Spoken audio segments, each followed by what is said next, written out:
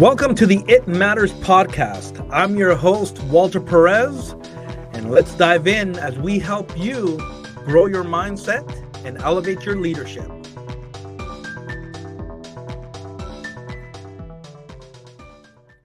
Hey, everybody, welcome back to the It Matters podcast. I'm Walter Perez, and I am your host.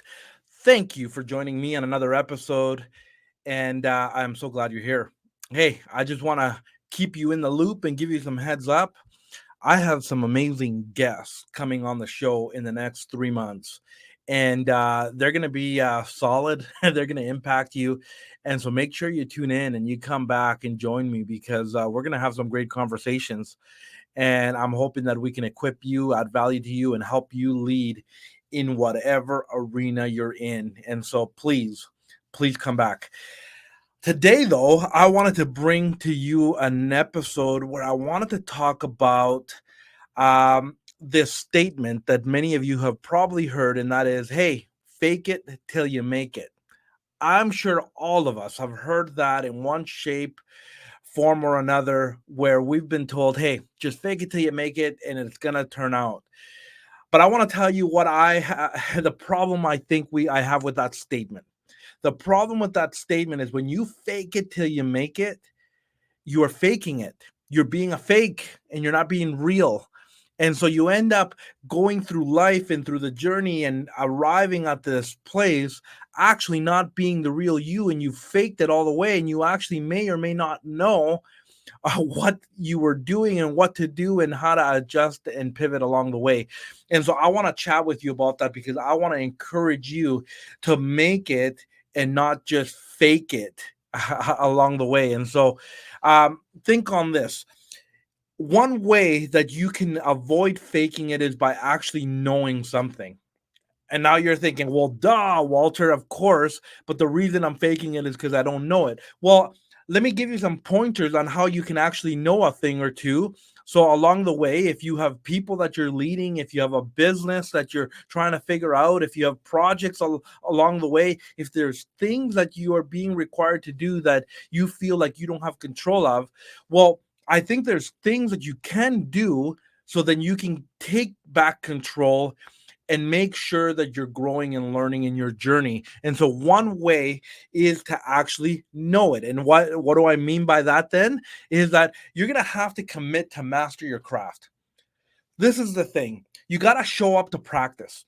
You got to show up to train. You got to do the hard work of mastering your craft and putting in the reps.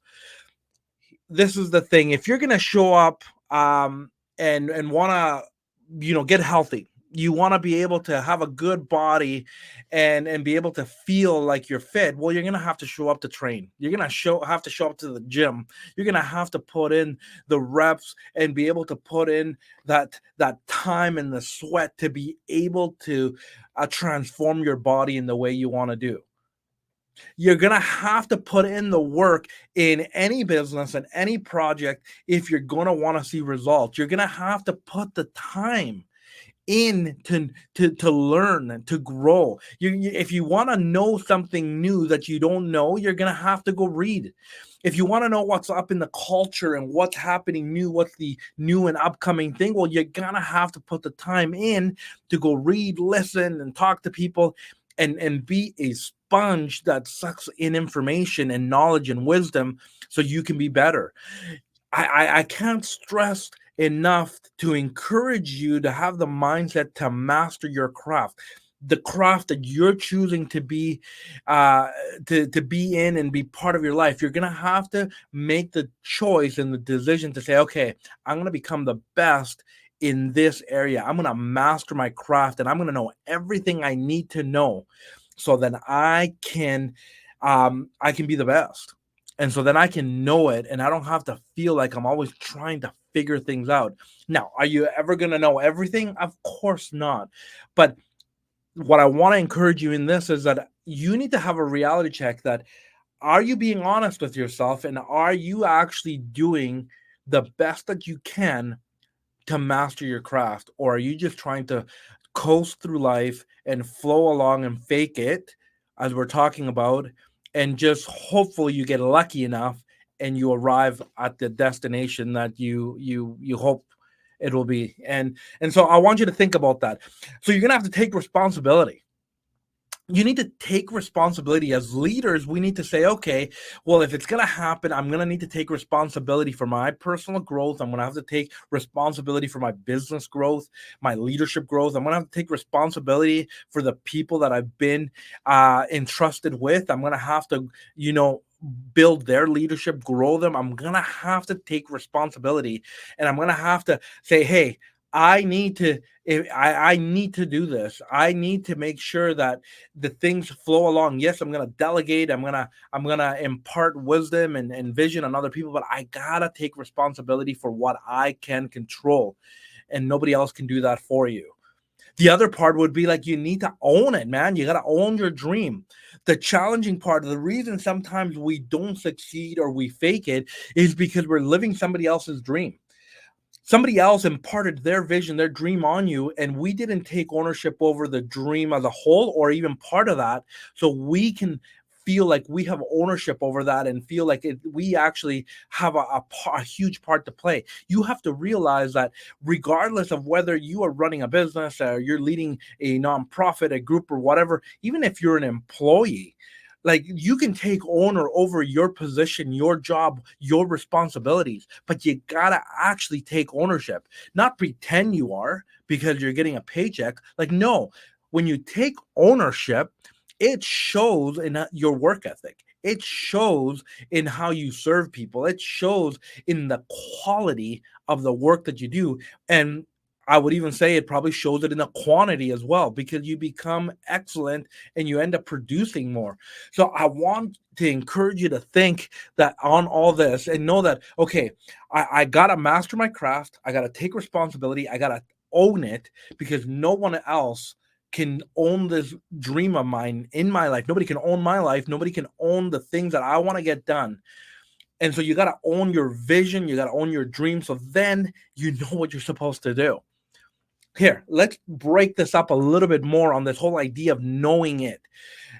If you're gonna know the journey ahead, if you're gonna know what you have in front of you, well, you should know your numbers. If you have a business, you should know, you should have a budget. If you, even in your personal life, you should have a budget and know your numbers, know the reality of where you're at. So then you know the moves that you can make, you know the pivots that you need to make if you're on par or if you're not. Do you have a plan? Do you have a budget? Do you have goals? We've talked about all these, but you need to know them.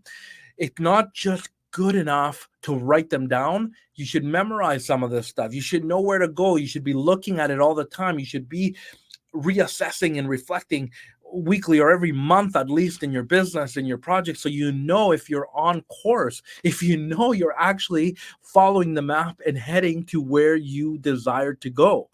So know your numbers, know the industry, regardless of what you're working on.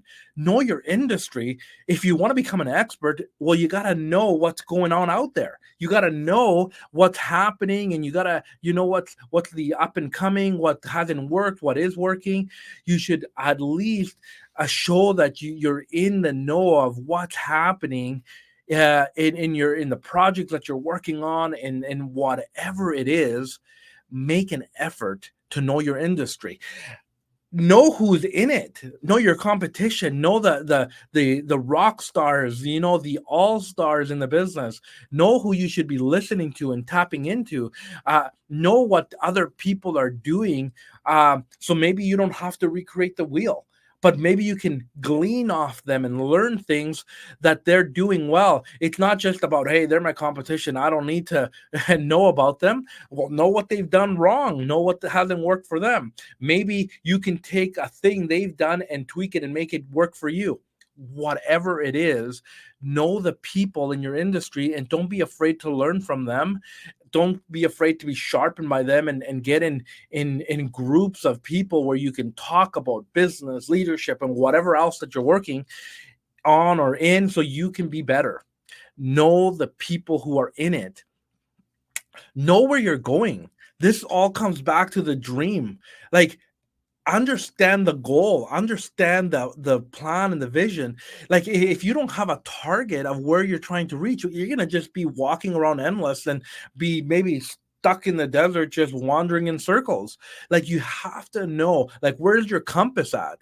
That true north, that compass needs to direct you, but you need to know where you're heading, so then you can assess properly along the way if you're actually making progress or not, if you're getting close or not, and then you can tweak along the way and pivot accordingly. So you gotta know where you are going. You need to have a reality check. This is the idea of what I'm saying about knowing your numbers too. Uh, like know where you're at. It's not just about numbers, but it's just about your people and what's working, what isn't working, what's up and coming, and what isn't hasn't worked. Like all this stuff needs to be on your mind, so then you learn to pivot. That word pivot again. You need to learn how to get better and how to continue investing in the things that are working and potentially cutting out the things that are not working. So those are reality checks, and why it's important to be reflecting on a continuous basis and asking yourself these questions. So then you're actually growing and you're actually learning along the way. You got to know you, man. You got to know your strengths. You got to know your weaknesses. If you know your strengths, then now you know what you can focus on, and you can know where your time should be invested in. And you got to have a real honest conversation and knowing what your weaknesses are. You can't fake every time just to you'll figure it out. But what if there's somebody better in your organization that can do that? What if you can hire that out? What if there's certain things that you can just let go of because they're just not going to help you win? Because at your best, you might be a one or a two. But if you focus on your strengths, you're going to magnify that. You're going to make yourself better. And now you're going to be able to excel in whatever you're doing because you're giving your best. That's the whole idea of mastering your craft as well. You get to figure out what you're really good at, and don't be afraid to let go of things, and don't be afraid. I've talked about this before, to delegate things and bring people on, because people can be your secret to really multiplying, scaling, expanding, because you're focusing on what you're great at and you're allowing others to do what they're good at as well. And so know your strengths, know your weaknesses, take your time to figure that out and have an honest conversation about that. Do not fake that, because it will catch up with you. It will catch up with you, and you'll be exposed at some point, realizing actually this guy doesn't know what he's doing in there, because he has a control freak. She doesn't know what she's doing because she just wants to have control, and not actually, she doesn't actually want to be productive and want to do it with excellence. So you need to pause and think about that. Know your people. Know who you have on your team. Know who the spots or the spaces that require more people in, and invest in your people so that they can become the better version of themselves. And also that also may require you cutting people out and telling them, hey, this is not a good fit. You're not a good fit on this team. This is not good for you either. And you need to find this other project or this other team or this other area in the business, or maybe a completely different company or a completely different team that you need to go work on, because it's not good for you or for them. But when you know these kind of things, when you're paying attention, see, these things don't happen by accident. They happen by being intentional and by you taking an inventory of all these things. That's how you end up making it and not faking it. This is how you realize where you need to ask for help. This is where you realize where, okay, this is where I can put more effort in, and I know that I'm going to be better. You put the work in that you need to, and you're not going to have to fake it. You're going to make it. You don't have to pretend to be somebody else. You're actually living this authentic life. Now you get to be authentic and trustworthy as a leader. And now when you arrive there, people know who you are, and you're not lost when you get to your journey feeling like, man, I lost myself in that. I thought I was a family man. I thought I was a great leader. I thought I was a man or a woman of integrity and character. And along the way, I lost myself and I lost all of that. And now I don't know. I've arrive with success, but I'm actually not even happy. I don't have joy. I don't even want to be here. But when you know who you are along the way, you end up cutting the things that don't belong. You add things that do belong and you become better. It's not just about the end result. It's not just about the what in the how, it's about the why. Why are you doing this? And who are you becoming? Because in that process, if you become the best version, the calling that you have in your life, who you need to be as a business owner, who you need to be as a leader, who you need to be as a husband or a wife, a parent, who you need to be as a family person, what a friend, whatever that is. If you're confident and you know that you're becoming who you're meant to be, everything else works out. Everything works out, and then the vision ends up adjusting accordingly, and you then end up accomplishing real success, not just in financial or materialistic things, but who you're becoming. And at the end of the day, personally, I think that's what truly matters, when you can pass on these characteristics, and these things that are part of you to the rest of your kids or your family and friends and family, and they know that, hey, they always did work well. They were trustworthy. They were honest. They were a great person to be around with. They treated people well. They did things on point and on character. And we knew who they were. They were authentic. We could trust them. And nobody ever questions whether you were faking it or whether you were real or not. So here, I leave you with this. It's your time right now to figure this out and to have that reality check. I want you to make it. I don't want you to fake it. I don't want you to go through life faking everything that you do, but go and put the work, know it. You can know these details, put the effort, put the practice into it, train for it, so then you can truly be fulfilled and accomplish some amazing things in this world. And in that, like we always say around here, then you'll be able to impact and add value to people.